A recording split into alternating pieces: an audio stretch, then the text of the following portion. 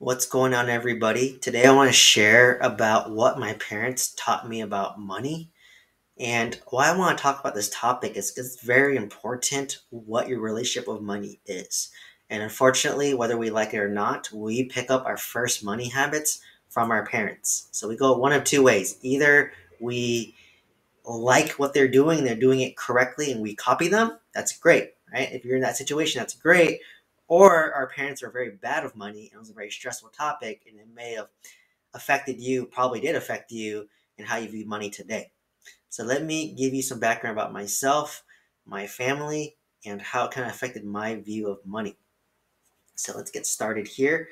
So basically, I want to emphasize that I am first generation Vietnamese American. So this is first gen, you know, Vietnamese American. So my parents are the typical immigration story. They moved from Vietnam to California to go to college. They literally had $0 in their pockets. They had to basically give up everything to the communist regime to escape Vietnam. So they came here to the U.S., the land of opportunity, to pursue education and to make money, right? So that's what's amazing. So they basically went to college, and my dad is an engineer. So my dad was an engineer, and this is very typical of somebody growing up in the Bay Area. Most Asian American parents are engineers of some sort, and my mom, she was a social worker for the county.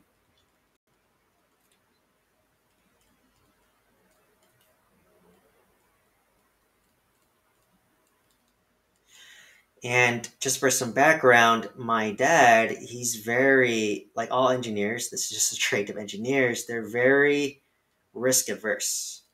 So my dad's very risk adverse. He likes to take zero risk, no investments, no real estate, no debt. So basically, no business, basically no debt, which includes real estate, right? And basically, just save your money in a bank. And then he's very big on pension.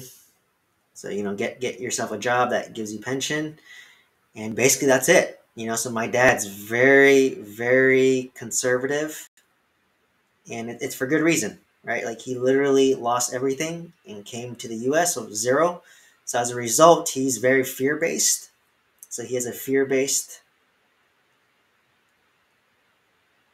mindset. So that's my dad, right? So this is kind of your stereotypical, Asian dad. Very risk adverse, very conservative. Don't invest in business. Don't invest in debt. Save money in the bank. You want to get a job that gives you pension, and everything is fear based. Like don't lose your money, right? That's my dad. My mom, on the other hand, is opposite. So she was um, more business oriented.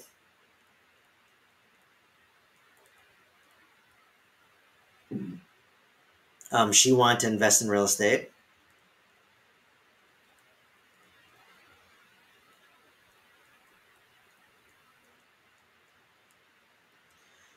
and she wanted to, she kind of had the hustle mentality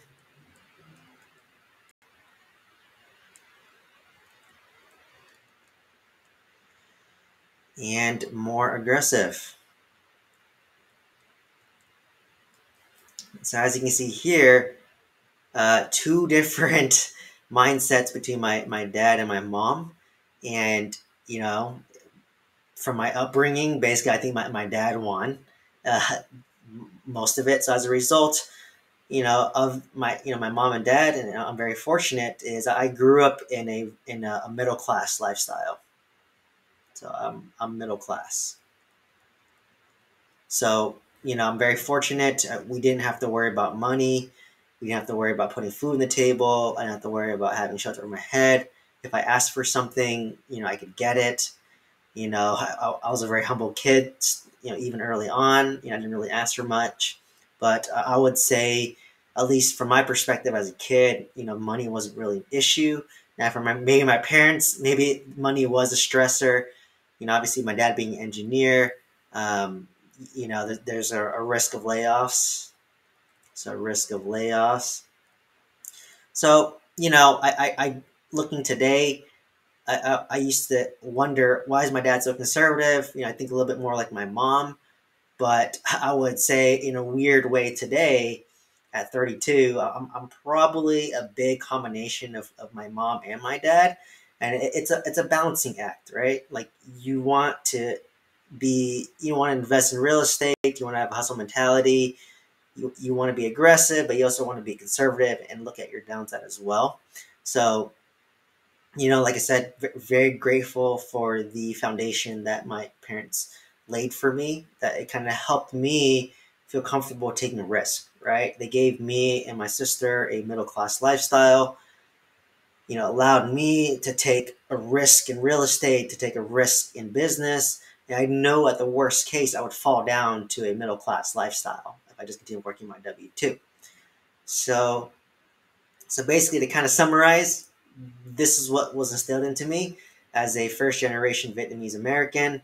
My dad was an engineer, very conservative mindset, no debt, right? All debt is bad debt. That's my dad's mentality. No real estate debt. That's bad debt. No credit card debt. That's bad debt, which is true. No student debt, which is bad debt. So that's why when I graduated pharmacy school, I was so focused on paying my $250,000 student debt, because that's all I knew, right? Versus my mom, she was more business oriented. She, wanted to invest in real estate, but, unfortunately, she didn't make too much money being a social worker. And my dad made more of the money, but he said no debt, no real estate. He just wanted to have a single family primary residence and have it paid off. So his dream is, a paid off house.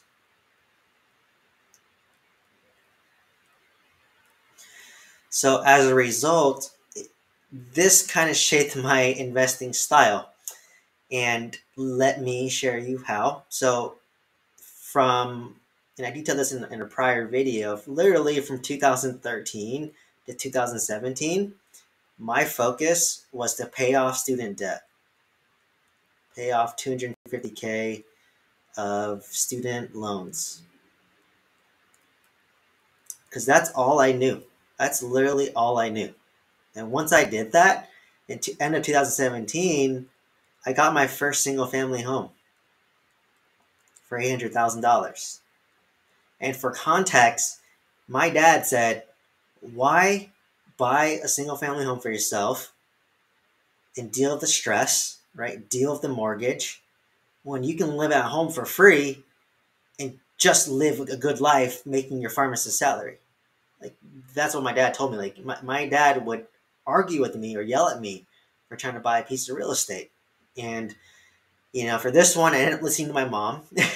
And for me, I was, I think, 27 at the time. And, I just wanted my own space, my own privacy. And just said, hey, I just could live in the master bedroom and rent out the 3 other rooms. In my mom's house that I was living in, that's what she did. She would rent out 1 or 2 rooms to a tenant and collect rent. So for me, it was very normal and natural.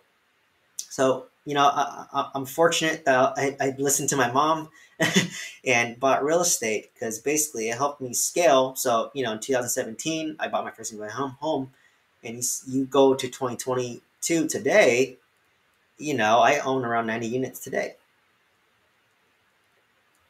And I scaled massively, right? So this I call my growth phase from 2017 to 2022. This is growth.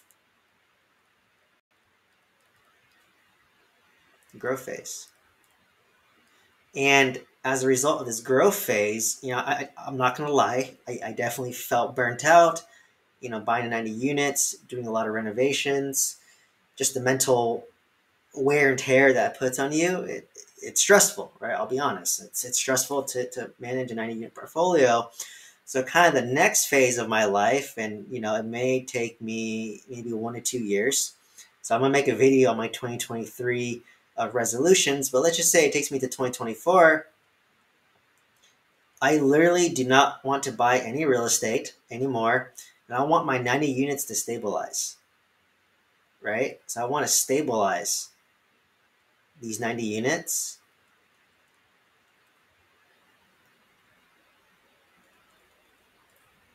over 2 years.